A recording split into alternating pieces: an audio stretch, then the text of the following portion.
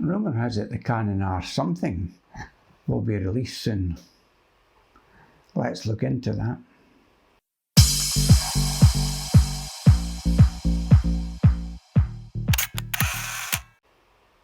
Hi, I'm Tom and you're watching Rumour Has It. Please subscribe for camera news, rumour and informed opinion. It's free to subscribe and it helps the channel grow. Just a quick shout out to Jim O'Hanlon. You won my subscriber draw. I've reached out to Jim through his YouTube channel, but he hasn't responded yet. I'll give him another week and then I'll make the draw again. So Jim, if you're watching, comment below to claim your prize. No doubt you've seen a number of videos recently about the new exciting camera from Canon. The only thing factual you'll hear in these various videos is that Canon will release more R-series cameras. We know this is a fact because in Canon's own words, they're all in for the R system and RF lenses. Personally, I like to cover the latest rumours and try to make some sense of them. Despite the many videos to the contrary, including my own, there's actually been very little news coming out of Canon Japan. So the usual rumour blogs like Canon Rumours and Canon News have had a tough time lately, with mainly the same snippets of news being revisited. This is not said to disparage those sites, they're important to us all, and they give us a place to talk about camology and our hopes and wishes for camera tech.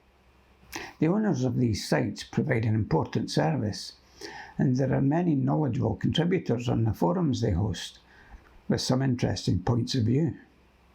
So let's break down the latest rumours that surfaced yesterday. The Canon R5c is said to be the new exciting camera that we've been told to expect in the second half of 2021. Think R5 with better heat dissipation, probably active heat dissipation, and no 30-minute timer. The R5c, as we'll call it, will have all the video and photographic capabilities of the R5 in a slightly larger body with an overheating solution built in. We all know this is possible, and there's been a number of proven solutions. I'll highlight the best one from the DIY Perks YouTube channel in the link above. He goes through a number of solutions, ending with his preferred solution, and it's a beauty. But let's look at the rationale for the R5c camera. It's not only to compete with the Sony FX3, it also follows on from a previous Canon first, the Canon EOS 1D Cinema. This was released in 2012. This was the last and only Canon DSLR to have unlimited recording, and the first camera to comply with HD broadcasting standards. The 1DX2 replaced it in 2016, but it lacked the unlimited recording option and it didn't carry the cinema classification. So is it time for Canon to answer the critics and give us unlimited recording again? Well, Craig at Canon Rumours thinks so, and has classified it as the CR3, which means you can practically put money on it. But what of the fast-action flagship EOS R1 and the birder's dream, the EOS R7, I hear you say?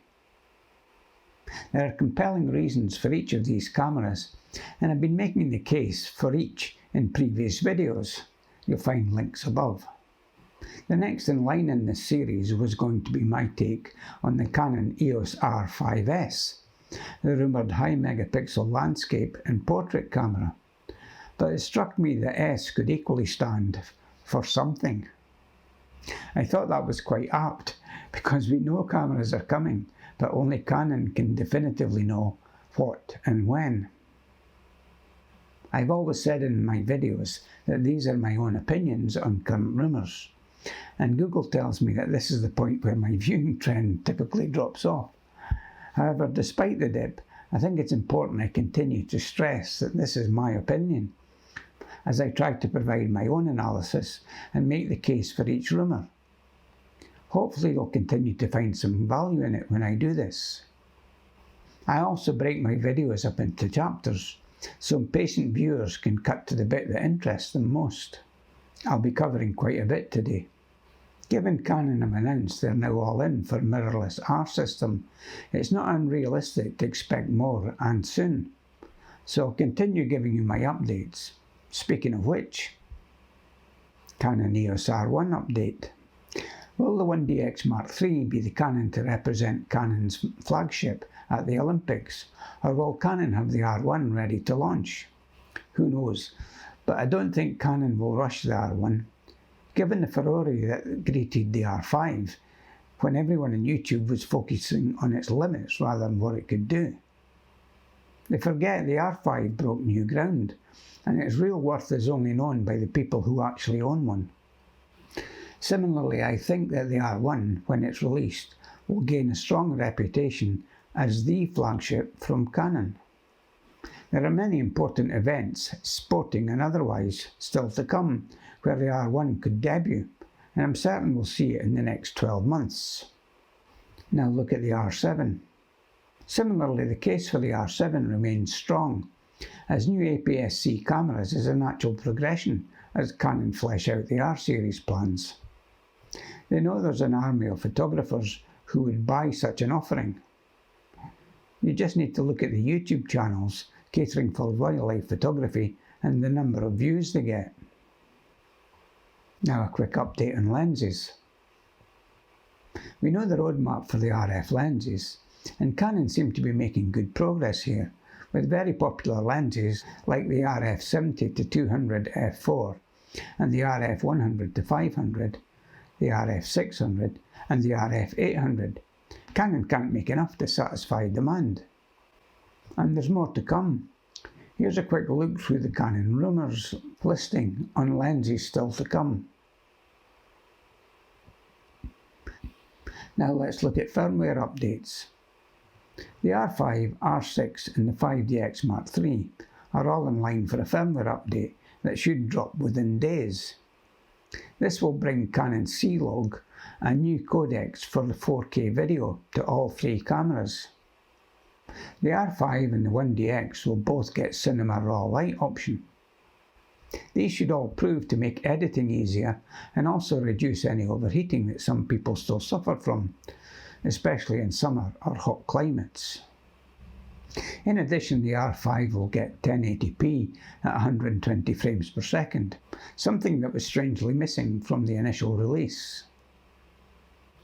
There will probably be some under-the-hood fixes as well, which should improve the overall user experience. Now we'll look at news snippets.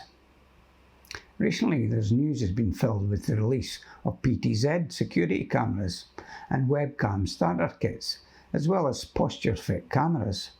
All very well, but hardly exciting enough to make a video about, so I thought I'd just go through them here.